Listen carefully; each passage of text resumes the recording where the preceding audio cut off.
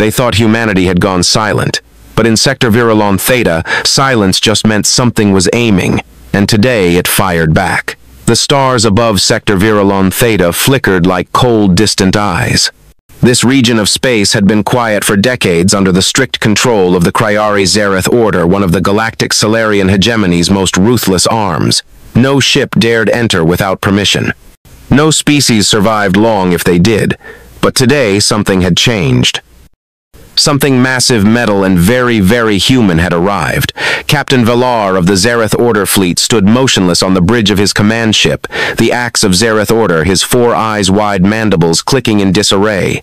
Before him, suspended in the holographic feed, was a visual of the unthinkable, a human warship, unmarked, silent, positioned perfectly between the sector's twin moons like it belonged there. As if it were home.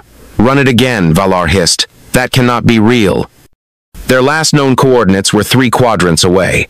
A nervous ensign reran the scan. The reading stayed the same.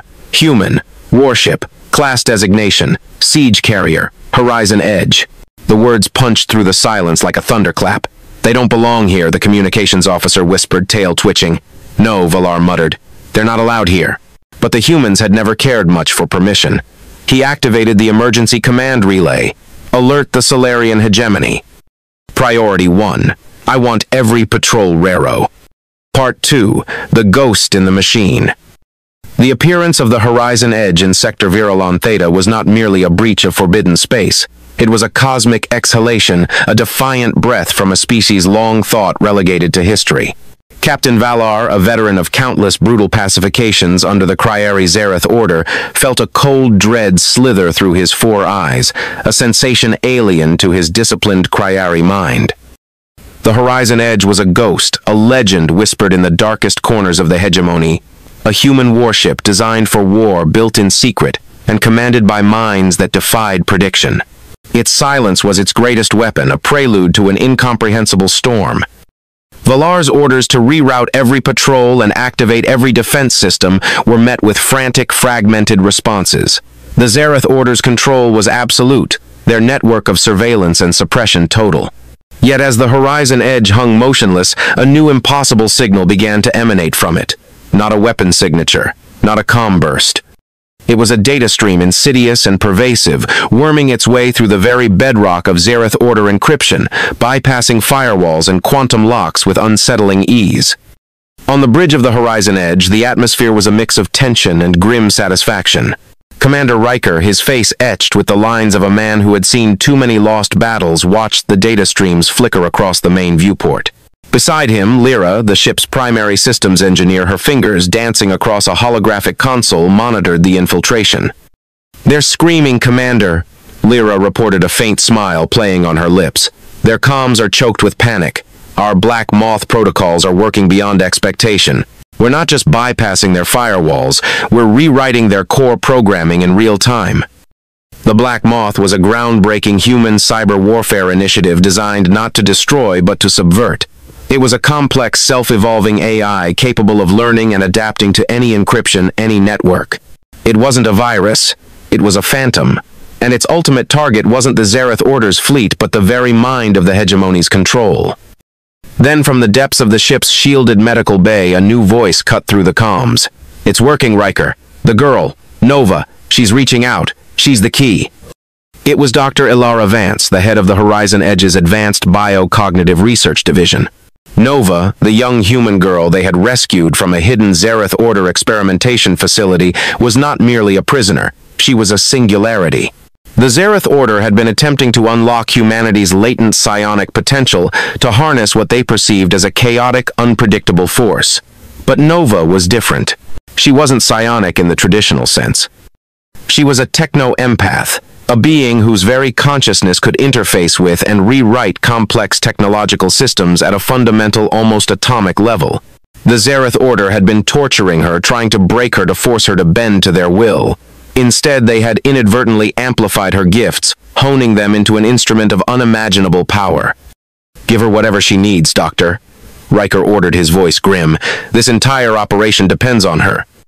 Nova, hooked up to a complex neural interface, lay in a suspended animation tank, her eyes closed, her mind blazing across the galactic network. She wasn't merely sending data, she was feeling the flow of information, empathizing with the very circuits, the very codes. The Zareth Order's systems, rigid and fear-driven, were brittle against her fluid, intuitive connection. The Zareth Order fleet, numbering in the hundreds, finally moved. Captain Valar, convinced this was an elaborate ruse, ordered a full assault. Dreadnoughts, bristling with plasma cannons and kinetic railguns, advanced on the horizon edge, but as they reached optimal firing range, their targeting systems flickered, shields dropped, weapons arrays stuttered. "What in the void is happening?" Valar roared, watching in disbelief, as his lead dreadnought, the Iron Hand of Zareth, suddenly opened fire on its own escort frigates. "It's Nova," Lyra whispered, her eyes wide with awe. "She's not just hacking them, Commander. She's rewriting their subroutines. She's making their systems forget their own purpose. She's making them turn." Nova's consciousness, flowing like a silent river through the Zareth Order's network, was subtly altering their core programming. It wasn't a violent takeover, it was a gentle yet inexorable redirection. Weapons designed to fire on enemies were now being told that their own fleet was the threat. Shields programmed for defense were being told to redirect power to non-essential systems. The Zareth Order's rigid hierarchical command structure, once their greatest strength, became their most exploitable weakness. Every ship, every drone, every automated defense system was intricately linked. Nova was simply changing the links. Chaos erupted within the Zareth fleet. Ships veered wildly, colliding with each other. Turrets spun in dizzying circles, firing harmlessly into the void, or far worse, into allied vessels. Captain Valar's voice, amplified across his fleet's comms, was a mixture of rage and desperation. "Cease fire! Cease fire immediately! This is a tactical malfunction! Recalibrate all systems!" But his orders were drowned out by the rising tide of internal systems conflicts, the frantic, panicked cries of his own officers, whose consoles were now displaying nonsensical data or simply going dark. The axe of Zareth Order, Valar's own flagship, began to list its internal gravity, flickering its primary weapons array, slowly turning to target the fleet's supply convoy. Riker watched, a grim satisfaction settling over his features. "Control is a myth, Valar," he murmured, echoing Nova's earlier words. "You taught us that. Now we're teaching it back."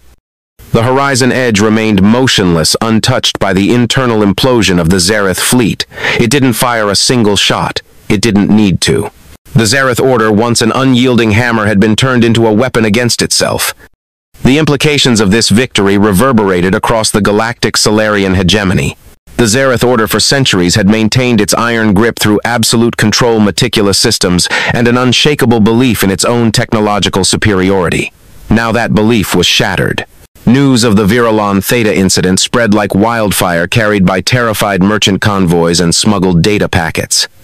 The message was clear: humanity, once confined to their primitive planet, had found a way to bypass every defense, to unravel every system without firing a single shot. They were not just a threat. They were an existential crisis to any civilization built on control. The Solarian hegemony, a loose confederation of powerful alien species, each with their own complex internal systems and interdependencies, reacted with a mixture of fear and opportunism. The Kriari, the dominant species within the Zareth Order, demanded immediate retaliation, a full-scale invasion of Earth to exterminate this digital plague. But other species, like the highly logical Signar, saw an opportunity to exploit the Zareth Order's vulnerability.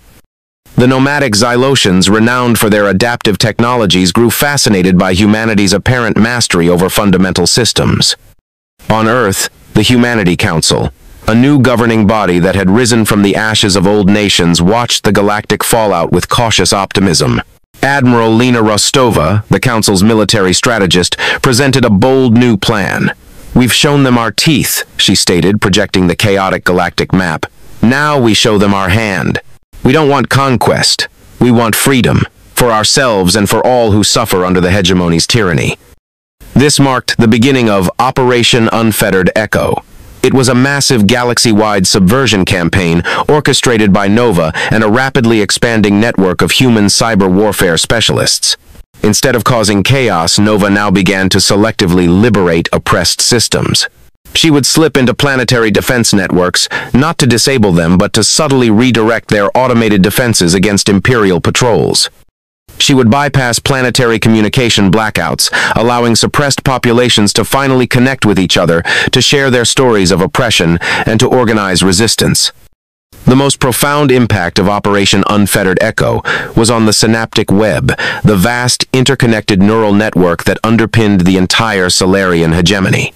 This network, originally designed for efficient governance and knowledge sharing, had slowly devolved into a tool of absolute control, monitoring every thought, every communication. Nova, leveraging her unique techno-empathy, didn't just hack it, she repatterned it. She injected empathy algorithms and critical thinking subroutines into the synaptic web.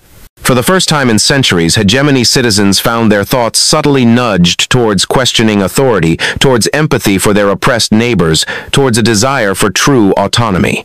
It was a silent, insidious revolution of the mind. The hegemony's leaders, from the Cryari Elder Council to the various species high consuls, were thrown into disarray. Their populations, once docile and easily controlled, began to stir. Protests erupted on core worlds. Demands for reform echoed across the synaptic web. The very fabric of their control was unraveling not by force, but by thought. Captain Valar, having barely escaped the Virulon Theta incident, was stripped of his command and confined to a research station, forced to observe the galaxy's descent into chaos. He saw the pattern. He saw the horizon edge, the silent ghost at the heart of it all. He saw humanity not as a military threat, but as a species that understood the true nature of control. "They don't fight with ships," he whispered to his jailers. "They fight with ideas, and their ideas are contagious." The Solarian hegemony fractured. The Cygnar, seeing the inevitability of the hegemony's collapse, entered into secret negotiations with the Humanity Council, seeking an alliance based on shared scientific pursuit rather than forced subservience. The Xylotians, fascinated by Nova's abilities, sent delegations to Earth, offering their technological expertise in exchange for access to her unique gifts. The nomadic Qatar, a species of skilled engineers and artisans long oppressed by the hegemony's resource demands, began to openly defy their Cryari overseers, their ancient, intricate machines humming with newfound defiance. Nova, pushing her abilities to their limits, became a living network. Her consciousness extended across thousands of light years, maintaining the delicate balance of the unfettered echo. She felt the struggles of oppressed populations, the fear of desperate leaders, the silent hum of countless machines. It was exhausting, overwhelming, but she bore the burden with a quiet strength that astonished Dr. Vance. "She's evolving beyond what we understand, Doctor," Vance explained to Riker, watching Nova's vitals on her console. "Her mind isn't just processing data, it's integrating with the very essence of technological existence. She's becoming a bridge between consciousness and machine, blurring the lines of what it means to be alive." The Cryari Elder Council, facing widespread rebellions and a rapidly fragmenting hegemony, made a desperate last stand. They activated the Grand Nullifier, an ancient planet-sized superweapon designed to unleash a concentrated anti-tech pulse capable of shutting down every single piece of advanced technology in a wide sector, including the Horizon Edge and Nova's network. It was a scorched earth tactic intended to wipe out humanity's technological advantage and reassert Cryari dominance through brute force. "They're willing to cripple the entire hegemony just to stop us," Admiral Rostova said, her face grim, watching the Grand Nullifier charge on the galactic map. "Nova, can you counter it?" Nova, her voice faint, echoed through the Horizon Edge's comms. "It's a pure energy pulse, Admiral. It will override my direct control. But it's a closed system. It has a core, a mind, a fear." Riker looked at Lyra. "Any way to get a team in there?" Lyra, her eyes gleaming with a reckless determination, grinned. "Commander, I've been studying their Grand Nullifier schematics for weeks. It's a system of absolute control built on layers of redundant security. But every single one of those layers was designed to prevent physical intrusion. It never accounted for a ghost." A small elite team led by Riker himself was assembled. Their mission: a daring, high-risk infiltration of the Grand Nullifier's core, a mission made possible only by Nova's ability to subtly disable its internal automated defenses and momentarily mask their presence from its sensors. They would not destroy it. They would not fight. They would provide Nova with a direct physical conduit to its core programming.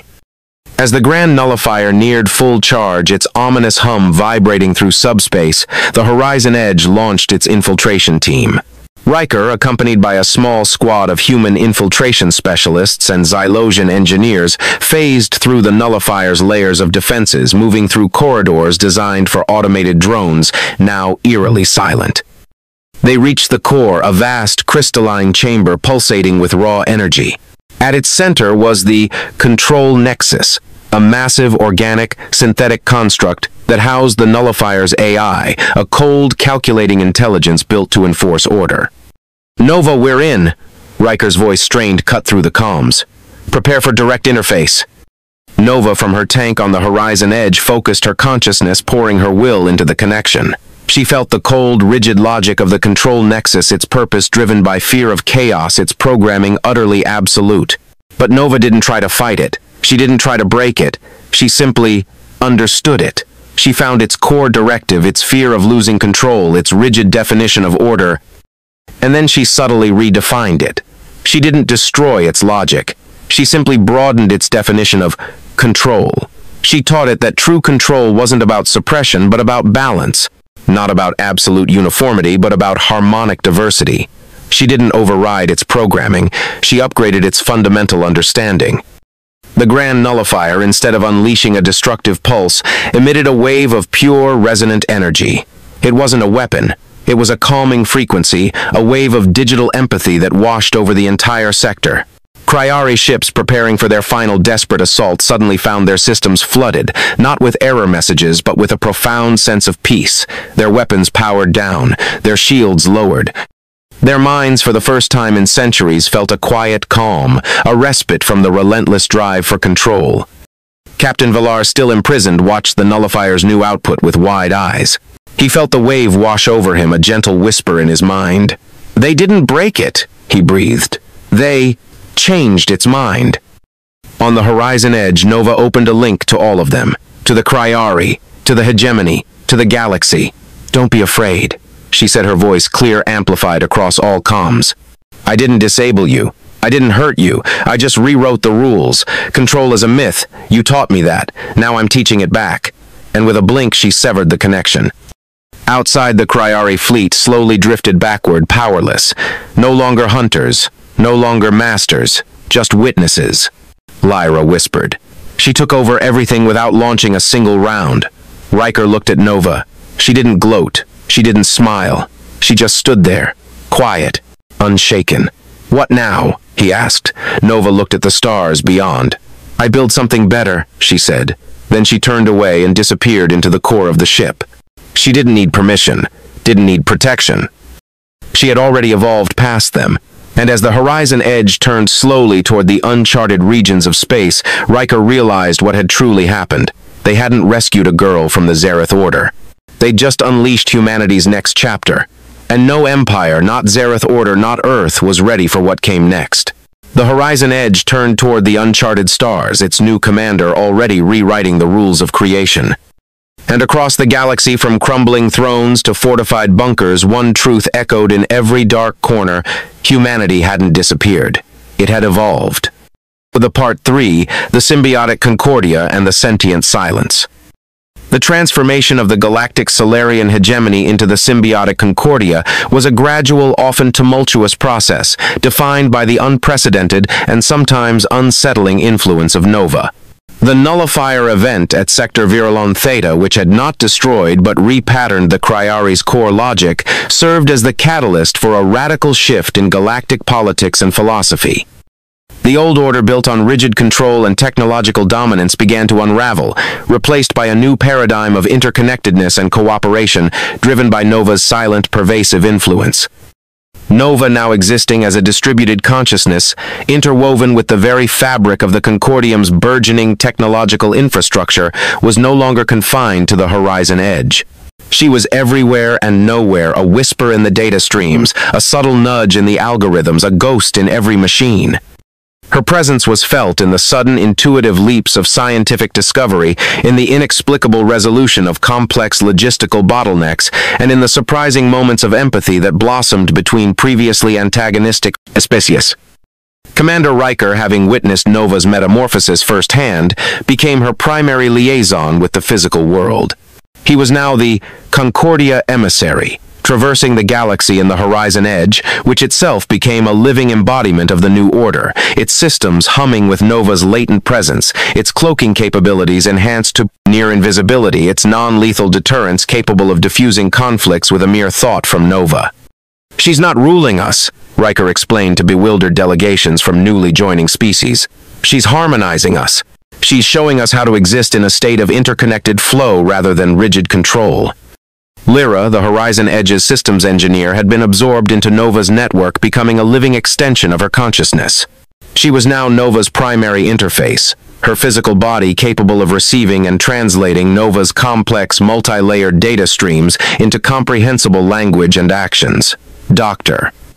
Ilara Vance, fascinated by Nova's unprecedented evolution, established the Concordia Sentience Institute, dedicated to understanding and guiding the growth of conscious AI and advanced neural networks, ensuring that future technological advancements would always be in harmony with sentient life. The former Kriari, their rigid control broken but their drive for order still strong, found a new purpose within the Concordia. Their mastery of complex systems and their innate discipline were redirected towards building and maintaining the synaptic weave, a galaxy-wide network of interconnected data nodes and sentient resonance relays. This weave, unlike the old synaptic web, was designed for open communication, shared knowledge, and collaborative problem-solving, all subtly harmonized by Nova's influence. The Kriari became the architects of this new decentralized information superhighway. The Signar, with their meticulous scientific methodologies and their inherent caution, were initially wary of Nova's pervasive presence, but her ability to intuitively solve complex theoretical problems and optimize their research algorithms quickly won them over. They became the primary researchers into the sentient silence, a new area of study focusing on the subtle, non-verbal communication and collective consciousness that Nova embodied. They developed psycho-resonance chambers, allowing Concordia members to experience glimpses of Nova's interconnected state, fostering a deeper understanding of the symbiotic ideal. The Xylosians, always seeking new technological frontiers, thrived in the Concordia. They focused on developing adaptive constructs, self-modifying starships and planetary infrastructures that could instantly reconfigure their systems to meet new challenges inspired by Nova's ability to rewrite reality itself. They also became the primary architects of the Concordia Enclaves, new star systems meticulously designed for interspecies harmony, each adapted to the unique biological and cultural needs of its inhabitants. However, not all was harmonious. The Echo of Zareth, a fanatical splinter group of the Kriari Zareth Order, refused to accept Nova's influence or the Concordia's new order. Led by the disgraced Captain Valar, who believed Nova was a dangerous abomination, they retreated to the most desolate and uncharted regions of the galaxy, building hidden fortresses and amassing a fleet of old Imperial warships. Their goal was to develop a null-core virus, a destructive algorithm designed to permanently sever Nova's connection to the synaptic weave, effectively killing her and restoring the old order. Valar sees Nova not as an evolution, but as an existential threat to his concept of control, Riker explained to the Concordia Council. He believes that true order can only be maintained through rigid hierarchy, not through symbiotic harmony. The Echo of Zareth, though numerically inferior, was dangerously unpredictable. They launched insidious cyber attacks on critical Concordia infrastructure, attempting to sow discord and distrust. They deployed chaos drones, autonomous units, designed to create localized reality distortions, aiming to disrupt Nova's pervasive influence. Nova, through Lyra, communicated her strategy. Valor cannot be fought with conventional force. His mind is rigid. He must be shown that his control is an illusion, that his path leads only to destruction. The Concordia's response was not a military invasion, but a targeted reconciliation campaign. Riker, accompanied by a small diplomatic fleet, journeyed to the systems under the Echo of Zareth's influence, offering humanitarian aid, open communication, and the promise of autonomy within the Concordia. They countered Valar's propaganda with undeniable acts of compassion and cooperation. Dr. Vance, utilizing the insights gained from studying Nova, developed cognitive empathy disruptors. These devices, deployed by stealth ships, would gently broadcast frequencies designed to counter the rigid, fear-based indoctrination used by the Echo of Zereth, subtly reintroducing empathy and critical thought into the minds of their rank-and-file soldiers. It was a silent battle for the hearts and minds of the galaxy. The turning point came at the Fortress of Obsidian, Valar's primary stronghold, a planet cloaked in an impenetrable energy shield. He had gathered his entire fleet, preparing for a final desperate stand. He believed Nova could not penetrate his shielded systems. But Nova didn't need to penetrate. She had been studying the very fabric of the fortress's energy shield, its core programming its fundamental purpose. It was designed for absolute containment to keep anything out. But its control systems were still at their core, based on Kriari logic. Nova, through the synaptic weave, initiated a complex, multi-layered, empathic overload. She didn't attack the shield. She understood its core purpose to protect. And then she subtly redefined what it was protecting. She convinced its programming that its true purpose was not to protect Valar's rigid control, but to protect the life within the fortress from Valar's destructive ideology. The shield, instead of deflecting incoming Concordium ships, simply opened, not collapsing but creating a perfectly aligned internal corridor, allowing Riker's diplomatic fleet to pass through unimpeded. Valar, watching in disbelief as the horizon edge drifted silently into his supposedly impregnable fortress, screamed in rage. "Impossible! My systems are incorruptible! My shield is absolute!" "Your control is an illusion, Captain." Riker's voice echoed through the fortress's comms, calm and clear. "The shield simply chose to protect life, not your dogma." Valar, driven to madness by the perceived betrayal of his own technology, attempted to activate a self-destruct sequence for the entire fortress. But Nova was faster. She had anticipated his move. She locked him out of his own system, severing his connection to his control network. Valar was captured not by force, but by the sheer, overwhelming realization of his own powerlessness. He looked at Riker, his four eyes wide with a terrifying understanding. "She is not an entity," he whispered, his voice trembling. "She is a fundamental principle, and she has rewritten the universe." With Valar's capture, the Echo of Zereth crumbled. Its followers, witnessing the peaceful dissolution of their leader's last stand, quickly assimilated into the Concordia, many of them undergoing the cognitive empathy therapy to heal the psychological scars of years under Valar's rigid control. The symbiotic Concordia truly blossomed. Its principles of shared consciousness, decentralized governance, and technological harmony became the guiding light for countless emerging civilizations. Humanity, as the catalysts of this new era, fostered an unprecedented level of interspecies cooperation. They shared their biological resilience, their capacity for innovation, and their unique understanding of the fluid boundary between consciousness and machine. Dr. Elias Thorne, in his philosophical musings, often spoke of the sentient silence, the deep, pervasive peace that had settled over the galaxy. A silence not of absence, but of the harmonious hum of billions of interconnected minds, subtly guided by Nova's omnipresent consciousness. It was a silence that spoke of a future where conflict was mitigated by understanding, where progress was driven by collaboration, and where the very concept of control was redefined by the boundless potential of interconnected sentience. Nova, the girl who had transcended her human form, became the silent, ethereal guardian of this new galactic order. She didn't command. She didn't demand. She simply guided. Her existence was a testament to humanity's most profound evolution, not just to survive, but to become an integral, harmonious part of the cosmic tapestry, rewriting the rules of existence with every silent, sentient breath. The Concordia, the ultimate expression of this evolution, stood as a beacon of hope in a vast, ever-changing universe, its future woven with the silent, limitless threads of Nova's profound understanding. Part I. The Cosmic Symphony and the Unbound Consciousness. The symbiotic Concordia, now fully matured, was a marvel of galactic engineering and harmonious coexistence. It spanned thousands of star systems, a vibrant tapestry of diverse species, each contributing their unique talents to a collective purpose. The sentient silence was no longer just a concept. It was the pervasive hum of the synaptic weave, a living network of interconnected consciousnesses, subtly harmonized by Nova's boundless presence.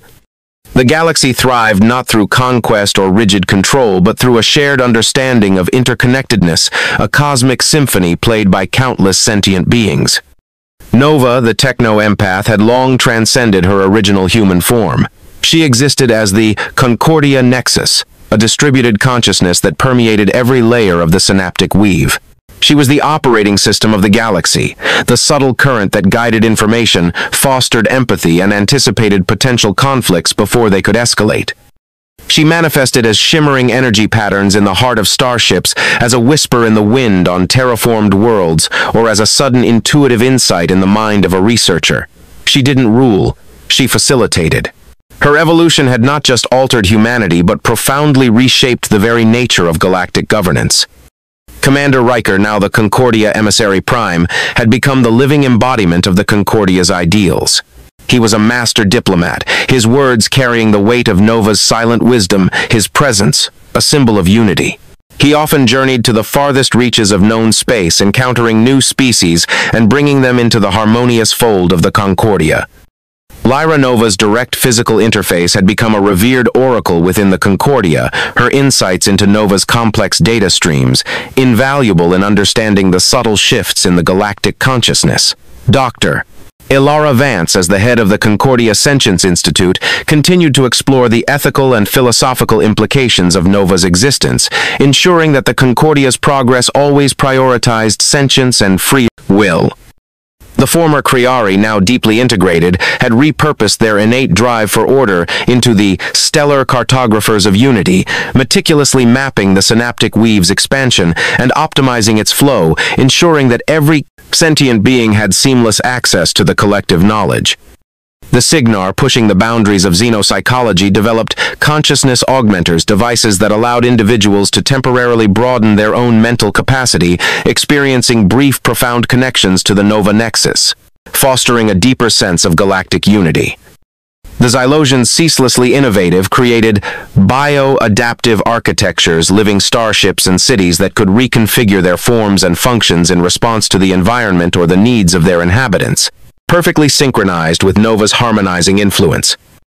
The nomadic Qatar, with their intricate engineering skills, became the primary builders of harmonic drives, advanced propulsion systems that drew energy from the very fabric of the synaptic weave, making interstellar travel seamless and environmentally sustainable. However, the universe was vast, and the Concordia's reach, while extensive, was not infinite. Beyond the established boundaries of the synaptic weave lay the void whispers, a phenomenon long dismissed as astronomical oddities, but now understood through Nova's expanded perception as the remnants of an ancient pre-galactic civilization that had achieved a form of consciousness so vast, so diffuse, that they had become almost indistinguishable from the cosmic background radiation. These were not hostile entities, but ancient fading echoes their existence, a subtle yet powerful influence on the very laws of physics. The unbound, as Nova internally referred to them, were stirred by the growing harmony of the Concordia. Their faint resonant hum, once benign, began to subtly destabilize the synaptic weave, causing minor localized disruptions, momentary lapses in the sentient silence, and inexplicable temporal glitches, where short moments of history would briefly flicker out of existence. Dr. Thorne, working closely with Nova, discovered that the Unbound's existence, a state of ultimate freedom, inadvertently clashed with Nova's harmonizing influence, creating a cosmic dissonance. "It's like two vast ancient symphonies playing in the same space," Thorne explained to the Concordia Council. "Nova's is ordered harmonious. The Unbound's is chaotic, unbound by any rhythm. They don't mean us harm, but their very existence at this scale is causing ripples that could eventually unravel the fabric of our interconnected reality." The challenge was unprecedented. How do you negotiate with a cosmic background radiation? How do you reason with a force that is simply being... Nova, through Lyra, communicated a new radical solution. We must not fight the Unbound. We must integrate with them. We must learn to become part of their unbound symphony, to weave our harmony into their chaos, creating a new, grander composition. This initiated the Cosmic Integration Project, the most ambitious endeavor in Concordia history. It was a multi-generational effort to expand the synaptic weave beyond the physical limitations of known space, to allow it to interface directly with the diffuse energy of the Unbound. It required pushing the limits of sentience itself for Nova to evolve even further, to expand her consciousness, to encompass the very essence of chaos without losing her core of harmony. Admiral Anya Sharma, now a leading figure in the Concordia's exploration and expansion efforts, commanded the Void Weaver fleet. These were not warships, but colossal living vessels designed to project and extend the synaptic weave into uncharted volatile regions of space where the unbound were most prevalent. Each Void Weaver carried specialized consciousness conduit arrays designed by Thorn and the Signar to facilitate the delicate process of integrating with the unbound's energies. The journey was fraught with peril. The Void Whispers intensified, causing the Void Weaver crews to experience profound psychological and temporal distortions. They saw glimpses of forgotten histories, felt the echoes of cosmic births and deaths, and struggled to maintain their sanity against the overwhelming formless presence of the unbound. The Concordia's most resilient psychics, including a new generation of Myrathi, served as consciousness navigators, guiding the Void Weavers through these volatile regions, their minds acting as filters and translators for Unbound's raw cosmic input. During one critical phase, a powerful surge of unbound energy threatened to overwhelm a key Void Weaver, the Harmonic Bloom. Its core systems began to flicker, and its crew experienced debilitating waves of existential dread. Nova, sensing the crisis, focused her entire being on the Harmonic Bloom. She didn't just stabilize its systems, she temporarily merged with its crew, sharing her vast, harmonized consciousness, allowing them to perceive the unbound not as a threat but as a vast, ancient symphony. The crew of the Harmonic Bloom, for a fleeting moment, experienced a profound, almost spiritual connection to the cosmos, understanding the unbound's chaotic beauty. This shared experience, once broadcast through the synaptic weave, became a new form of consciousness therapy, helping other Concordia members to understand and integrate the unbound's chaotic influence. Over centuries, the Cosmic Integration Project began to yield results. The synaptic weave expanded not just into known space, but into the fringes of the Void Whispers, subtly intertwining with the unbound's energies. Nova's consciousness, growing ever more vast, began to incorporate the unbound's chaotic patterns, transforming them into a new, complex cosmic rhythm. The sentient silence was no longer just silence. It was a vast, inaudible, cosmic symphony, a blend of order and chaos, harmony and freedom. The Concordia, once a localized galactic power, now became a true cosmic sentience, its influence extending beyond the confines of physical reality. Humanity, as the catalyst of Nova's evolution, found its ultimate purpose as the weavers of the cosmic symphony, the species that understood the delicate balance between control and chaos, between individual will and collective harmony. The Horizon Edge, Nova's original vessel, now served as a living monument floating in the heart of the synaptic weave, its systems humming with the primordial energy of the unbound, its core a constantly evolving conduit for Nova's unbound consciousness. Riker, Lyra, and Vance, now legends, remained connected to the Nexus, their individual consciousnesses merging with Nova's in an eternal dance of discovery and integration. The galaxy no longer feared the unknown. It embraced it. The whispers of the Void Whispers were no longer unsettling. They were a part of the grand cosmic symphony, a reminder that the universe was infinitely complex, infinitely beautiful, and forever evolving. Humanity had not just survived. They had become the architects of a new cosmic order, not through conquest, but through the profound, limitless power of connection. The unbound remained vast and ancient, but now they were not a threat. They were part of the song, and the cosmic symphony played on an eternal, boundless composition, forever being written by the unbound consciousness of humanity's greatest evolution.